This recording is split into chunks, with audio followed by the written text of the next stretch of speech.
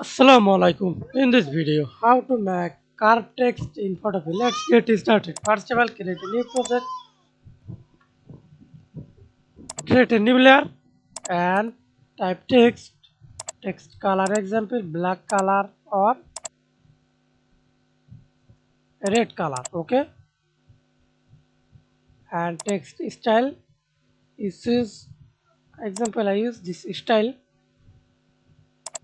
and click anywhere.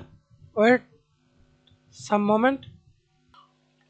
Okay, then type any text. Car. Then double click resize text, again double click or style ARC and see this curve text up and down, horizontal, vertical,